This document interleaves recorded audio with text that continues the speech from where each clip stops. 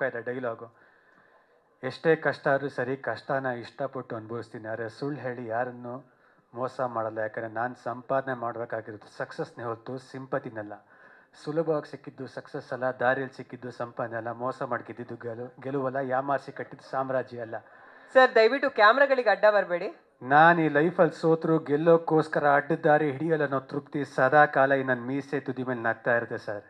ಎದ್ರು ಸರಿ ಬಿದ್ದರೂ ಸರಿ ಎತ್ತೋ ಕಾಲನ್ನ, ಸೋತ್ರು ಸರಿ ಗೆದ್ರು ಸರಿ ತಿರುಗಿಸೋ ಮೀಸೆನ ಅಂತ ಒಂದು ಡೈಲಾಗ್ ಯಾವಾಗಲೂ ಜ್ಞಾಪಕ ಬರುತ್ತೆ ನನಗೆ. ಸೊ ವಿಷ್ಣುಪ್ರಿಯಾಗಿ ಮತ್ತೆ ಬರೋದಾಗಿದ್ರೆ, ನಾನು ಒಬ್ಬರನ್ನಿಲ್ಲಿ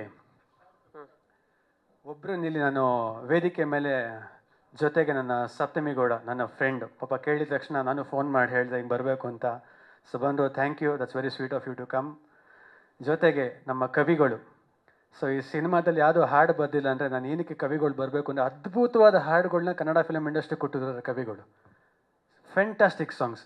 ಸೊ ಒಬ್ಬ ಅಂಥ ಅಮೇಝಿಂಗ್ ಲಿರಿಕ್ ರೈಟ್ರು ಬಂದು ನಮ್ಮ ಸಾಂಗ್ ನೋಡಿದಾಗ ಅವ್ರಿಗೊಂದು ಫೀಲ್ ಏನಿರುತ್ತೆ ಅದನ್ನು ಹೇಳಿದಾಗ I think it is very good. So thank you ಕವಿಗಳು ಬಂದಿರೋಕ್ಕೆ. ಜೊತೆದಾಗಿ ಇಲ್ಲಿ ನನ್ನ ಸ್ನೇಹಿತರು ಚಂದ್ರಣ್ಣ ಹಾಗೂ ಹೇಮಂತ್ ಅವ್ರು ಬಂದಿದ್ದಾರೆ. ಯಾವಾಗಲೂ ನನಗೆ ಸಿನಿಮಾ ಬಿಟ್ಟು ಆಫ್ಲೈನ್ ಏನಾರೇ ಮಾಡೋದು ನೀನು, ನಾನು ನಿಮ್ಮ ಜೊತೆಗೆ ಇರ್ತೀನಿ ಅಂತ ಹೇಳೋ ಅಂತ ನನಗೆ ಅಣ್ಣನ ಸ್ಥಾನದಲ್ಲಿ ನಿಂತಿರೋ ಅಂಥ ನನ್ನ ಬ್ರದರ್ಸ್ಗೆ ಥ್ಯಾಂಕ್ ಯು ಹೇಳೋಕ್ಕೆ ಇಷ್ಟಪಡ್ತೀನಿ. ಈ ಸ್ಟೇಜ್ ನಾನು ನಿಜವಾಗ್ಲೂ ಒಂದು ನಂಬ್ತೀನಿ, ಯಾವಾಗ್ಲೂ 6 ವರ್ಷಕ್ಕೆ 2 ಸಿನಿಮಾ ಮಾಡಿರೋದು ನಾನು. ಈ ಏಪ್ರಿಲ್ ಬಂದು 6 ವರ್ಷ 2 ಸಿನಿಮಾ ಮಾಡಿರೋದು. ಆದರೂ ನಾನು ಯಾವತ್ತೂ ನನ್ನ ಸಿನಿಮಾ ಬಿಟ್ಟು ಜನ ಕಾಸು ಕೊಟ್ಟು ಕರೆಸಿ ಜೈ ಅನ್ಸ್ದವನಲ್ಲ, ಇಲ್ಲಾಂದರೆ ಪಬ್ಲಿಸಿಟಿಗೋಸ್ಕರ ಯಾರ ಜೊತೆನೇ ಇದ್ದು ಹೆಸರು ಮಾಡ್ಕೋಬೇಕು ಅಂತ ಇಂಟೆನ್ಷನ್ ಇರೋ ಹುಡುಗ ಅಂತೂ ಅಲ್ಲ. ನಾನು ಯಾರ ಹತ್ರ ಹೋದರೂ ಅದನ್ನು ನನ್ನ ಮನಸ್ಸಾಕ್ಷಿಗೆ ಹೋಗೋದು, ಅಲ್ಲಿ ರಿಯಲ್ ಆಗಿ ಇರೋದು, ಯಾರನ್ನ ಇಂಪ್ರೆಸ್ ಮಾಡೋಕ್ಕೆ ನಾನು ಬಗ್ಗೋದು ಇಲ್ಲ, ಫೇಕ್ ಆಗಿರೋದು ಇಲ್ಲ.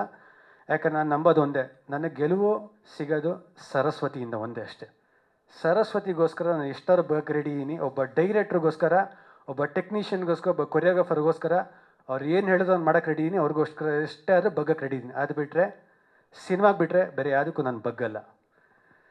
ಸೊ ಇಲ್ಲಿ ನನಗೆ ನಿಂತಿರೋ ಪ್ಲ್ಯಾಟ್ಫಾರ್ಮ್ಗೆ ರಮೇಶ್ ರೆಡ್ಡಿ ಸರ್ಗೆ ನಾನು ನಿಜವಾಗ್ಲೂ ಥ್ಯಾಂಕ್ ಹೇಳೋಕ್ಕೆ ಇಷ್ಟಪಡ್ತೀನಿ. ಯಾಕಂದರೆ 6 ವರ್ಷ ಇವತ್ತಿಗೂ ಎಲ್ಲೇ ಊರಿಗೆ ಹೋದ್ರು ಪಡ್ಡೆ ಹುಲಿ ಅಂತ ನನ್ನ ಕರೀತಾರೆ.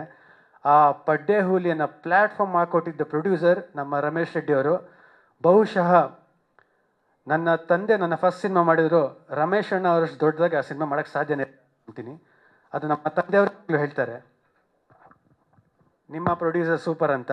ಸೊ ನನಗೆ ನಮ್ಮ ಸೂರಜ್ ಪ್ರೊಡಕ್ಷನ್ಸ್ ನನ್ನ ಹೋಮ್ ಪ್ರೊಡಕ್ಷನ್ ಇದ್ದಂಗೆ. So thank you, always grateful for that.